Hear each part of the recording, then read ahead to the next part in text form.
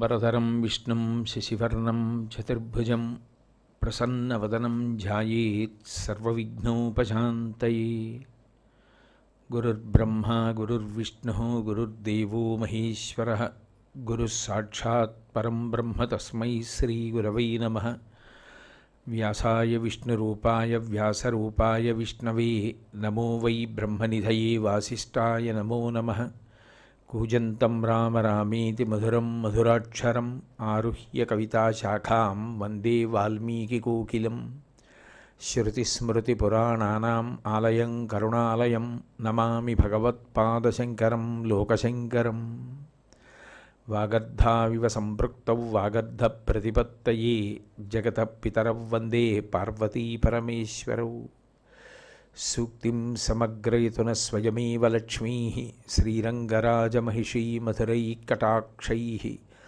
వైదగ్ధ్యవర్ణగుణగుంభనగౌరవైర్యాం కండూలకర్ణకుహరాः కవయోధయంతి. హైమోర్ధ్వపుండ్రమజహన్మకుటం సునాసం మందస్మితం మకరకుండలచారుగండం బింబాధరం బహుళదీర్ఘకృపాకటాక్షం శ్రీవేంకటేశముఖమాత్మనిసన్నిధత్తాం. విమలపటి కమలకుటి పుస్తకరుద్రాక్షసస్తహస్తపుటి కామాక్షి పక్ష్మలాక్షి కలిత విపంచి విభాసి వైరించి. హరి ఓం. పరమేశ్వర స్వరూపైన సభకి నమస్కారం. సౌందర్య లహరి ముఖ్య బహుస్తోత్ర విధాయకాయ నమః. సౌందర్య లహరి ఇదొక అద్భుతమైనటువంటి గ్రంథం.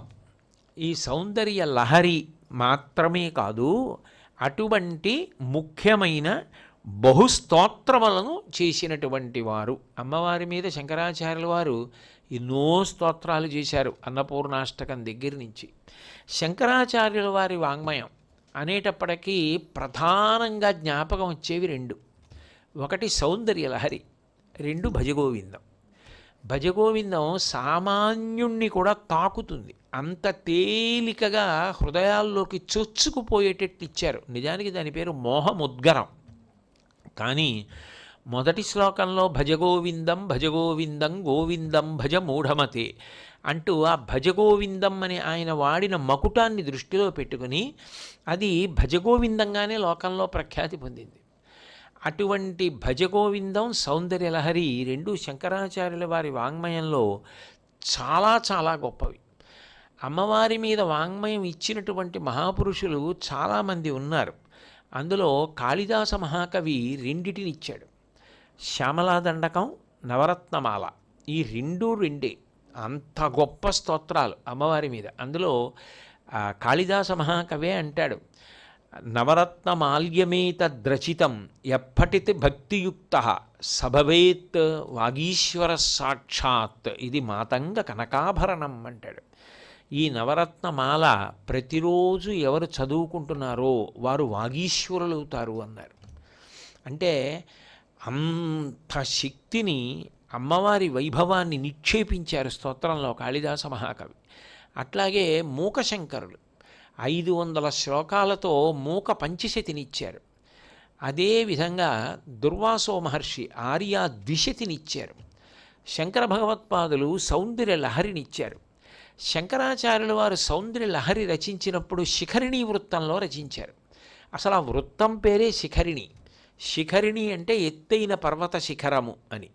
చాలా గొప్పదైతే ఆయన శిఖర సమానులు అంటారు కదా, ఆయన మేరునగా ధీరులు అంటారు. పర్వత శిఖరం లాంటి వారండి ఆయన అంటారు. అంత ఎత్తైన వారు అంటే దాని అర్థం ఏంటంటే అంత గొప్పవారు, అంతటి పూజనీయులు అని. అది వృత్తం. ఆ వృత్తంలో సౌందర్య లహరిని రచించారు శంకరాచార్యుల వారు. అయితే ఈ శంకరాచార్యుల వారు రచించినటువంటి సౌందర్య లహరి గురించి పెద్దలు ఒక మాట చెప్తారు. ఒక పువ్వుల మాల కట్టడం చాలా గొప్ప విశేషం. ఎందుకంటే మీకు ఒకే రంగు పువ్వులు ఇచ్చినా అంత అందంగా పూలదండ కట్టగలగాలి, రంగురంగుల పూలు ఇచ్చినా అంత బాగా కట్టగలగాలి. అంటే ఒక తీగకి, ఒక తాడుకి అన్ని పువ్వుల్ని గుదిగుచ్చి అంత అందమైన మాల చేస్తే అది భగవంతుడి మెడలో వేసినప్పుడు ఎంతో శోభిస్తుంది.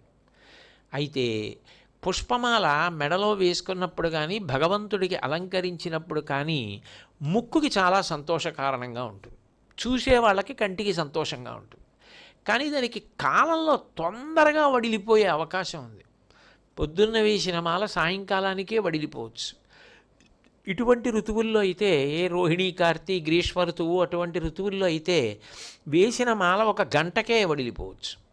కానీ శ్లోకమాల, కొన్ని శ్లోకములను ఒక మాలగా కట్టి ఇస్తే ఆ శ్లోకముల యొక్క సారం కానీ శబ్దం కానీ చెవిలోంచి లోపలికి వెళ్ళినంత మాత్రం చేత పరదేవత యొక్క అనుగ్రహం పొందడానికి వీలుగా రచన చేయడం అంటే అది ఒక్క సౌందర్యలహరి ఎందే ఉంది అంటారు. అభిజ్ఞులైన పెద్దలు, బాగా ఈ కవిత్వంలో ప్రవేశం ఉన్నవాళ్ళు ఒక మాట చెప్తారు, సౌందర్య లహరితో సమానమైనటువంటి కవిత్వం ఈ లోకంలో లేదు అంటారు. నీకు ఏమీ అర్థం తెలియక్కర్లేదు, సౌందర్యలహరి చక్కగా ప్రశాంతంగా మెల్లగా అందంగా చదవగలిగిన వాళ్ళు ఉంటే, అసలు సౌందర్యలహరి చదువుతూ ఉంటే అంత ప్రశాంతత ఏర్పడుతుందంటారు. అసలు దాని గురించి చెప్తూ ఒక మాట అంటారు, సౌందర్య లహరి శాబ్దిక స్వరూపంగా అమ్మవారే అంటారు. అందుకే ఎక్కడైనా శంకరాచార్యుల వారికి సంబంధించినటువంటి పూజ కానీ, శంకర భగవత్పాదులకు సంబంధించిన ప్రవచనం కానీ ఇటువంటివి జరుగుతున్నప్పుడు సౌందర్యలహరి చదవండి అంటారు. సౌందర్యలహరి చదివినంత మాత్రం చేత పరదేవత అంత ప్రసన్నమవుతుంది, శంకరాచార్యుల వారు కూడా అంత ప్రసన్నులవుతారు. నేనైతే ఇందులో ఎవరిని పొగడాలి అని మనసులో ఏ పక్షపాతం లేకుండా యథార్థంగా చెప్పమంటే, శంకరాచార్యుల వారి గురించి ప్రవచనం చేయడంలో మహాసముద్రాన్ని పుక్కిట పట్టడానికి ప్రయత్నం చేసినట్టు.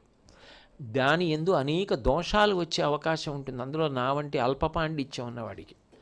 కానీ ఆయన చెప్తున్నారు, మనం చదువుదామన్న భక్తితో సౌందర్యలహరి చదివిన వాళ్ళు ఉన్నారే, అది మాత్రం నేను నిష్కర్షగా చెప్తున్నాను, కొన్ని కోట్ల జన్మల తర్వాత వాళ్ళకి పట్టినటువంటి మహద్భాగ్యం. అది మాత్రం పట్టమంటే పట్టేది కాదు ఆ భాగ్యం. అంత గొప్పది సౌందర్యలహరి చదవడం అన్నది, అంతటి గొప్ప విశేషంగా చెప్తారు. ఇందులో ఈ సౌందర్య లహరి రావడం గురించి శంకర విజయాల్లో చెప్పబడని వృత్తాంతం ఒకటి ఉంది. ఎక్కడ ఏ శంకర విజయంలోనూ దాని గురించి ప్రస్తావన లేదు, కానీ మౌఖికంగా చెప్పుకుంటూ ఉంటారు. అంటారు, కామకోటి పీఠాధిపత్యం వహించిన మహాపురుషులు అపర శంకరాచార్యుల వారు, చంద్రశేఖరేంద్ర సరస్వతి మహాస్వామి వారు కూడా ఆ వృత్తాంతాన్ని అంగీకరించారు. ఇది యథార్థమే అన్నారు ఆయన. ఒకప్పుడు శంకరాచార్యుల వారు యోగ మార్గంలో కైలాసానికి వెళ్ళి పరమశివుడి దగ్గర 5 శివలింగములను బహూకరణగా పొందారు. దేనికి అవి ఆయనకి అంటే ఆయన కోసం కాదు, ఎప్పటికీ ఈ దేశం సుభిక్షంగా ఉండాలి, అన్నానికి భక్తి జ్ఞాన వైరాగ్యాలకి లోటు రాకూడదని ఆయన పరమశివుడి దగ్గర నుంచి 5 శివలింగములను తీసుకొచ్చి ఆ స్ఫటికలింగాల్ని 5 ప్రదేశాల్లో ఉంచారు. అమ్మవారు ఆయన పట్ల చాలా సంతోషాన్ని పొంది 100 శ్లోకములను బహూకరించింది. ఆ 100 శ్లోకములు అమ్మవారికి సంబంధించినటువంటి విద్య, ఇది నువ్వు భూలోకంలో ప్రచారం చేయి అని శంకరాచార్యుల వారికి ఇచ్చింది. శంకరాచార్యుల వారు ఈ 5 శివలింగాల్ని ఈ 100 శ్లోకాలని పట్టుకొని కైలాసం నుంచి బయలుదేరుతున్నారు. నందీశ్వరుడు ఆయన చేతిలో ఉన్నటువంటి అమ్మవారికి సంబంధించిన విద్యని చూశాడు. అమ్మవారి విద్యకి నంది విద్య అని ఒక పేరుంది. ఎందుకనంటే అమ్మవారికి సంబంధించిన విద్యనంతటినీ కూడా నందీశ్వరుడు ఉపదేశం పొందాడు. ఆయనకి తెలిసి, అందుకని నంది విద్య అని లలితా సహస్రంలో కూడా ఒక నామం. నందీశ్వరుడు చూసి ఇంత గొప్ప వాంగ్మయం కైలాసం నుంచి వెళ్ళిపోతే కైలాస గౌరవానికి లోటు వస్తుందనుకున్నాడో ఏమో మరి, వెళ్ళి స్వతంత్రించి శంకరాచార్యుల వారి చేతిలో ఉన్న సౌందర్యలహరి శ్లోకాలు బలవంతంగా లాగేసుకోవడానికి ప్రయత్నించాడు. ఆ ప్రయత్నించడంలో 59 శ్లోకాలు నందీశ్వరుడి చేతిలోకి వెళ్ళిపోయాయి. 41 శ్లోకాలే శంకరాచార్యుల వారి చేతిలో మిగిలాయి. అయితే ఇక్కడ విశేషం ఏంటంటే, అన్నీ తీసేసుకోవాలి అనుకుంటే నందీశ్వరుడు ఏం చేయాలి? ఇంకోసారి బలవంతంగా 41 చేతిలోకి లాక్కోవచ్చు. లాక్కుంటే మొత్తం సౌందర్యలహరి వెళ్ళిపోతుంది. ఇప్పుడు ఆ 41 వదిలేశాడు నందీశ్వరుడు. శంకరాచార్యులు వారు వాటితో తిరిగి వచ్చారు. అమ్మవారి యొక్క వ్యూహం, అమ్మవారి యొక్క ప్రణాళిక అంత తేలికగా ఊహకు అందేటట్టుగా ఉండదు. సాక్షాత్ పరదేవత బహూకరించినటువంటి అమ్మవారికి సంబంధించిన విద్య ఉన్న గ్రంథంలోంచి 59 శ్లోకాలని అమ్మవారికి కింకరుడైన నందీశ్వరుడు స్వతంత్రించి లాక్కోగలడా? అమ్మవారు శిక్షించదు. కానీ శిక్షించలా నందీశ్వరుణ్ణి. ఎందుకని అంటే బుద్ధి ప్రచోదనం ఎవరు చేస్తారు అంటే అమ్మవారే చేస్తుంది. అంటే ఆ బుద్ధిని అమ్మవారు నందీశ్వరుడికి ఎందుకు కల్పించింది అంటే ఆ 100 శ్లోకాలు అమ్మవారికి సంబంధించిన విద్యనంతటినీ పరమశివుడు రచన చేశాడు. అవి ఆయన కైలాస శంకరుడు. ఈయనెవరు? కాలడి శంకరుడు. నిజానికి ఆ శంకరుడే ఈ శంకరుడు. బింబ ప్రతిబింబ న్యాయం. ఆయన భర్తగా ఉన్నాడు, ఈయన కొడుకులా ఉన్నారు, భక్తుడిలా ఉన్నారు. ఇప్పుడు ఇద్దరూ ఒక్కటే అని లోకానికి నిరూపణం కావాలి అంటే శంకరుడి చేత రచింపబడిన శ్లోకాలలో కొన్ని నందీశ్వరుడు లాగేసుకుంటే అవి నువ్వు పూరణ చేసేయి. అవి మళ్ళీ నేనెందుకు ఇవ్వాలి నందీశ్వరుడి దగ్గర తీసుకొని, నువ్వు పూరణ చెయ్యి అంది అమ్మవారు. ఇది అమ్మవారి ఆజ్ఞ, ఇది అమ్మవారు పలికిస్తుంది అని. అందుకే ఆఖరి శ్లోకం ప్రదీపజ్వాలాభిర్దివసకర నీరాజన విధి, ఇది అమ్మ నువ్విచ్చినటువంటి వాక్పటుత్వం అన్నారు. అని శంకరాచార్యుల వారు నందీశ్వరుడు తీసేసుకున్న శ్లోకాలు ఏవైతే ఉన్నాయో వాటన్నింటినీ కూడా మళ్ళీ ఆయన రచన చేసేయడం మొదలుపెట్టారు. ఇలా రచన చేసేయడం మొదలుపెట్టిన తరువాత విశేషం ఏమైంది అంటే అదంతా కూడా అమ్మవారికి సంబంధించిన విద్య నిక్షిప్తమై ఉన్నది. అందులో 41 శ్లోకాలు శంకరాచార్యుల వారి చేతిలో ఉన్నాయి. ఇంకా లేనివేవి 59 శ్లోకాలు ఉన్నాయి. ఆ 41 శ్లోకాలు ఆయన చేతిలో ఉండిపోయినది ఏదుందో అది మంత్రభాగం. నిజానికి దాన్ని అర్థం చేసుకోవడం కూడా చాలా కష్టం. మొట్టమొదటి 41 శ్లోకాలని ఆనందలహరి అంటారు. ఆ ఆనందలహరి అర్థం చేసుకోవడం అనుష్ఠానం. అవి శ్లోకాలు అర్థమైనా అట్లా యంత్రానికి పూజ చేయడం, అమ్మవారికి పూజ చేయడం తేలిక విషయాలు కావు. అవి చాలా చాలా క్లేశంతో కూడుకున్నవి. చక్రార్చన మొదలైనవి అందరూ చేసేవి కావు. అంత సాహసం మంచిది కాదు కూడా. అది కొద్దిమంది ఎవరో చేస్తారంతే. అటువంటి చక్రార్చనకు సంబంధించిన విషయములు మొదటి 41 శ్లోకాల్లో చెప్పబడ్డాయి. ఇప్పుడు నందీశ్వరుడు తీసేసుకున్న 59 శ్లోకాలు శంకరాచార్యుల వారు పూర్తి చేయాలి. పూర్తి చేసేద్దామని ప్రయత్నం చేస్తూ శంకరాచార్యుల వారు మళ్ళీ పూరణ మొదలుపెట్టారు రాయడం. మొదలుపెట్టినప్పుడు ఏమైందంటే 41 ఈయన దగ్గర ఉన్నాయి కదా, మిగిలిన 59 వ్రాయడం మొదలుపెట్టి 42, 43, 44 శ్లోకం దగ్గరికి వచ్చారు. అంటే మూడో శ్లోకం దగ్గరికి వచ్చేటప్పటికి ఆయన నోటి వెంట సౌందర్యలహరి అని పడింది ఆ శ్లోకంలో. అదే పరమాద్భుతమైన శ్లోకంగా చెప్తారు. ఇంకా కవిత్వంలో అటువంటి కవిత్వం చేయడం అసంభవం అంటారు. అట్లా ఎవరు చెయ్యలేరు అంటారు. ఎందుకనంటే పుష్పమాల కట్టేటప్పుడు అన్ని పువ్వులు పళ్ళెంలో ఉంటాయి. మామూలుగా మాట్లాడుతూ పువ్వులు ఏరుకొని ఒక పువ్వుని పైకి పెట్టి ఇంకో పువ్వుని ఏరి కిందికి పెట్టి ఈ 2 పువ్వుల్ని ముందు కట్టిన పువ్వులకి దగ్గరగా జరుపుకొని ఆ కింద వేలాడుతున్న దారాన్ని తీసి అలవోకగా ఇలా వేసి దాన్ని ఇలా లాగి దాన్ని దగ్గరగా యువతల కట్టబడిన పూలకి చాలా దగ్గరగా వచ్చేసేటట్టు, లేకపోతే దూరం అయిపోయి అసహ్యంగా ఉంటుంది, ముద్ద కింద ఉండదు, ముద్ద కింద ఉండేటట్టు కట్టి అలాగే ఎడంచేత్తో పట్టుకుని మళ్ళీ కుడి చేత్తో పువ్వు పైకి ఇలా కిందకి ముచిక మళ్ళీ తీసి ఓ ముచిక పైకి పువ్వు కిందకి ఉండేటట్టు రెండింటినీ కలిపి పట్టుకుని దగ్గరికి జరిపి వేలాడుతున్న దారాన్ని ఇలా పైకి వేసి ఇలా అలవోకగా లాగి అది వేగంగా అలా దండ కట్టేస్తే ఎంత పొడుగు కావాలో అంతవరకు ఎక్కడెక్కడ రంగులు వేస్తే సమానంగా వస్తాయో అలా వేస్తూ దండ కట్టడం అంటే చాలా గొప్ప విషయం.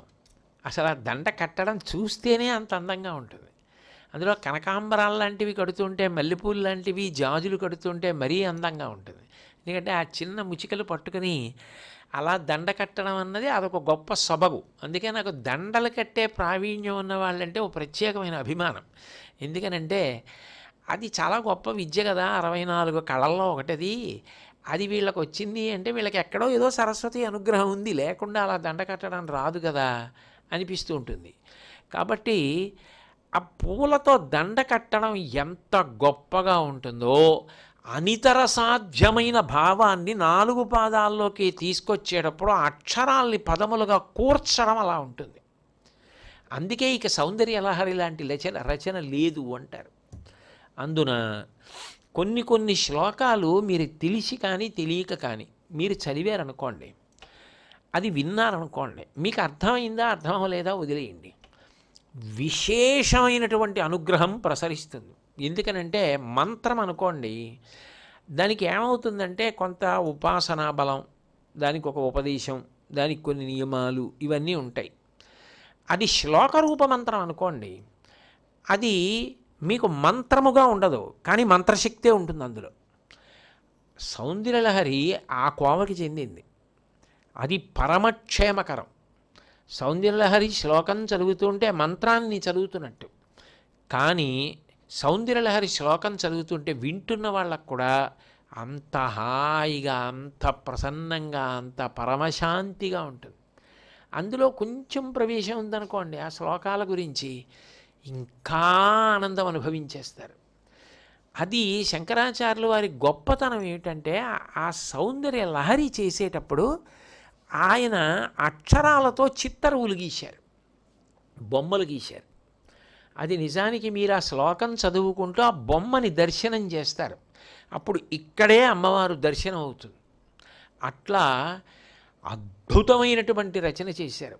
ఈ 44వ శ్లోకం దగ్గరికి వచ్చేటప్పటికైనా తనోతు క్షేమం నస్తవ వదన సౌందర్యలహరి అన్నారు.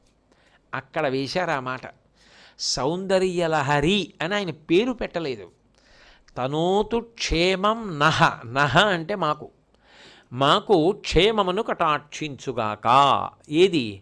తవ వదన సౌందర్యలహరి, నీ ముఖంలో ఉన్నటువంటి సౌందర్య ప్రవాహమున్నదే, ఆ ప్రవాహము మాకు క్షేమమును కల్పించుగాక అంటూ దానిహి పాపట గురించి మాట్లాడారు.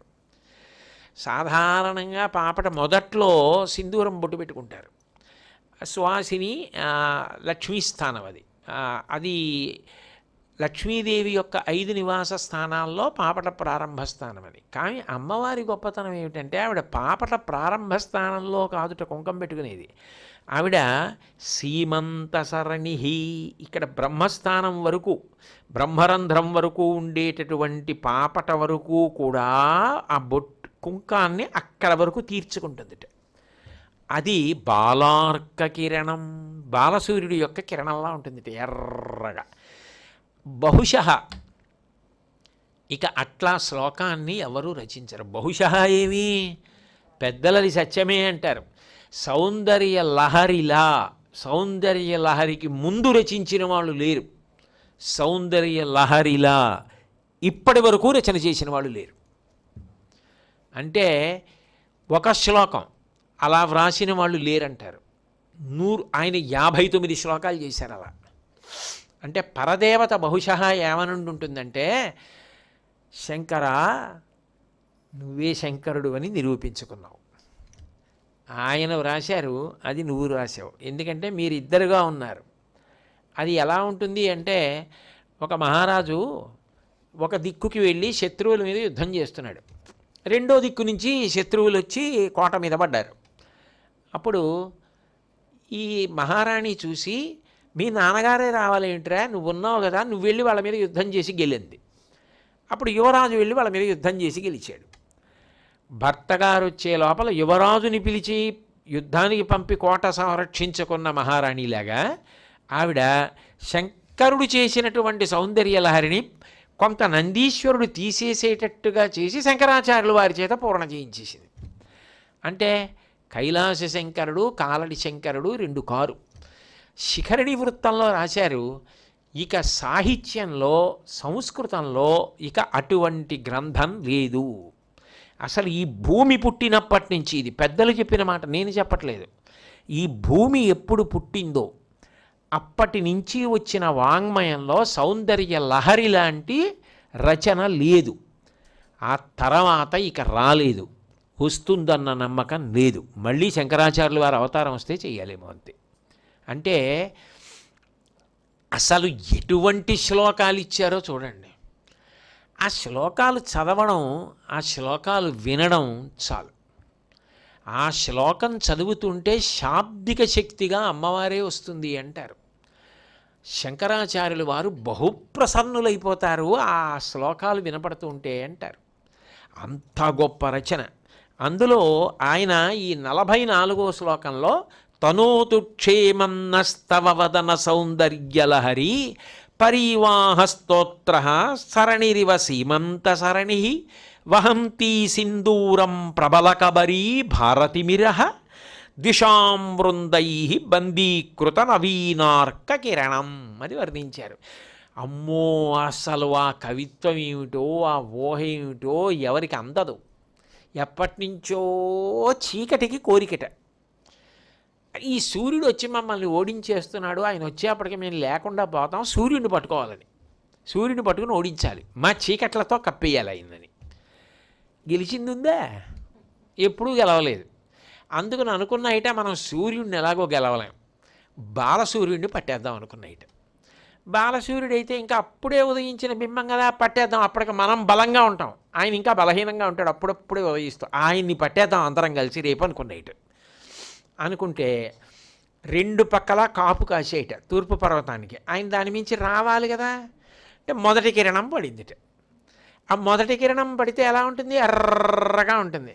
నవీనార్క కిరణం, అప్పుడే వచ్చినటువంటి మొదటి కిరణం, అది ఎలా ఉంటుందో అలా ఉందిట. ఎర్రగా అమ్మవారి పాపటలో పెట్టుకున్న కుంకం. 2 పక్కలా ఉన్న అమ్మవారి కురులు నల్లగా ఉంటాయి కదా. దునోతుద్ధాంతం నస్తులిత దళితేందీ వరవనం ఘన స్నిగ్ధ శ్లేక్షణం చికురనికురంబం తవ శివే యదీయం సౌరభ్యం సహజముపలబ్ధం సుమనసో వసంతస్మిన్ మన్యే వలమధన వాటీ విటపినాం అంటారు. అంత నల్లగా ఉంటుంది జుత్తు. అది చీకట్లలా ఉందిట. చీకట్ల గుంపులు 2 పక్కలా కాసినట్టుగా కాసేయట ఆ జుత్తు. మధ్యలో ఎర్రగా కుంకం. అది ఎలా ఉందంటే కొత్తగా పుట్టిన కిరణంలా ఉందిట.